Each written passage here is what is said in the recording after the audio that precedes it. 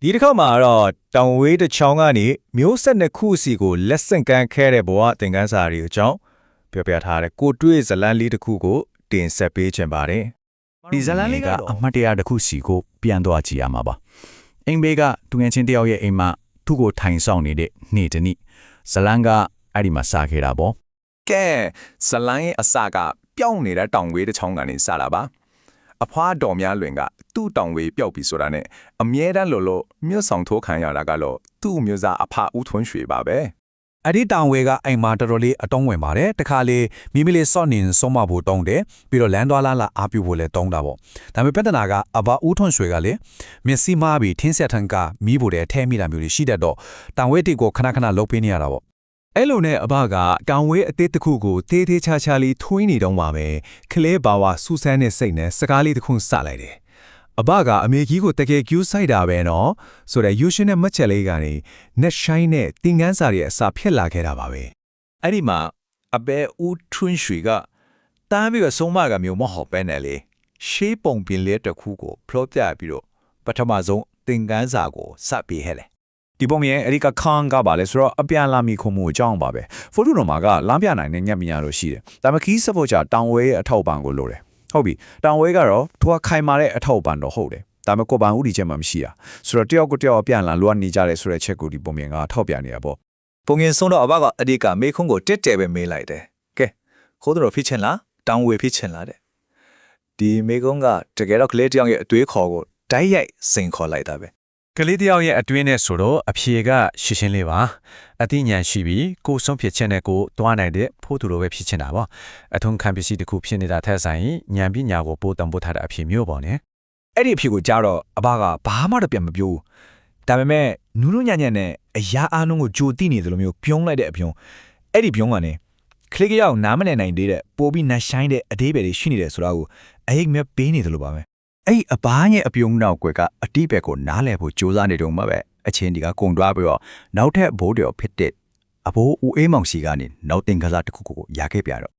့ဆိုတော့ဒီတင်ခန်းစာလေးကတထိုင်တဲမှာရခဲ့တာမျိုးမဟုတ်ဘူးကလေးဘွားတစ်လျှောက်လုံးနားလဲဖို့စူးစမ်းခဲ့ရလဲခီးရှည်ကြီးတစ်ခုရဲ့အစိတ်ပိုင်းဒီလိုပါပဲအသက်9နှစ်ရွယ်လောက်မှာအဘိုးဦးအေးမောင်တောင်ဝင်းနဲ့လမ်းလျှောက်နေအောင်မြင်တော့စိတ်ပူပြီးမေးလိုက်မိတယ်အဘိုးကခါလည်းမကုန်းသေးဘူးအရန်လည်းမအိုသေးပဲနဲ့ဘာလို့တောင်ဝဲကန်ရတာလဲဆိုပြီးတော့လေ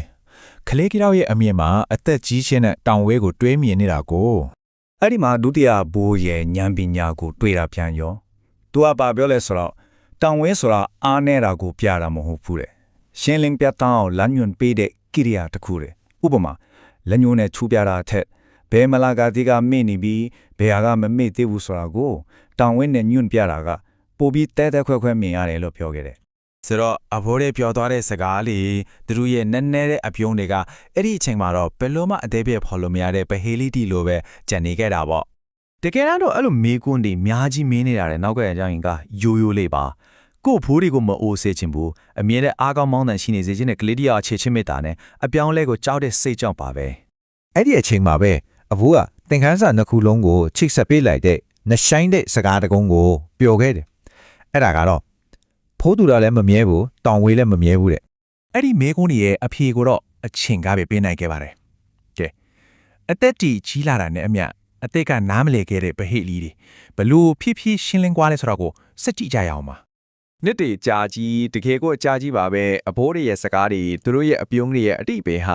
ာလုံးဝနားမလည်နိုင်တဲ့ဗဟိလီတစ်ခုလိုပဲစိတ်ထဲမှာကြံ့နေခဲ့တယ်ဒါမဲ့အခုအသက်30နာနီးလာတဲ့အခါမှာတော့အရာအားလုံးကသူ့အလိုလိုအဖြေပေါ်လာခဲ့တယ်အဲ့ဒီနဲ့နဲတဲ့အရိပဲတွေကိုနားလဲသဘောပေါက်တဲ့အခိုက်အတန့်ရောက်လာခဲ့ပြီအပိုင်းစားတဲ့အားလုံးသူ့နေရာနဲ့သူတဲ့သွားသလိုပါပဲအဲ့ဒီဗဟေလီဒီအားလုံးရဲ့နောက်ွယ်ကအလီကတော့ချက်ကတော့မမြဲချင်းတရားပါပဲအရာအားလုံးဟာသာဝရမတည်မြဲဘူးအာကိုထောက်မာတဲ့သူဖြစ်ဖြစ်အာကိုခံရတဲ့သူဖြစ်ဖြစ်ဘယ်အရာမှမြဲတဲ့ဆိုတာမရှိဘူးဆိုတဲ့အမှန်တရားပါပ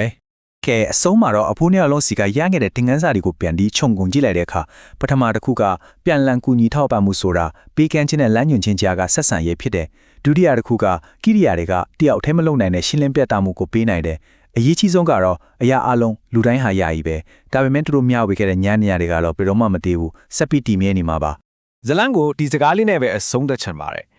ညနေမှာဘယ်တော့မှမသေးဆုံးသွားတဲ့အဆုံးအမတွေကဘဝတည်းလုံလောက်ပါပြီတဲ့ဒီသင်ခန်းစာတွေကတကယ်ကိုငြိမ်းချမ်းမှုကိုပေးခဲ့ပါတယ်ဒီဇလန်လေးကိုနားထောင်မိတဲ့အခါကျွန်တော်တို့အားလုံးရဲ့ဘဝတွေထဲမှာတော့ကိုယ့်အတွက်တောင်ဝဲလို့ဖြစ်တည်ပေးခဲ့တဲ့သူတွေကိုကတောင်ဝဲဖြစ်ပေးခဲ့ရတဲ့သူတွေစီကရခဲ့တဲ့ဘယ်လိုသင်ခန်းစာတွေကအရင်ထဲမှာအမြဲထားရတည်ရှိနေမလဲဆိုတာပြန်စင်လာချိတ်ဖို့မေးခွန်းထုတ်ရင်းနဲ့ပဲညီကုန်းချုပ်လိုက်ပါလားစေ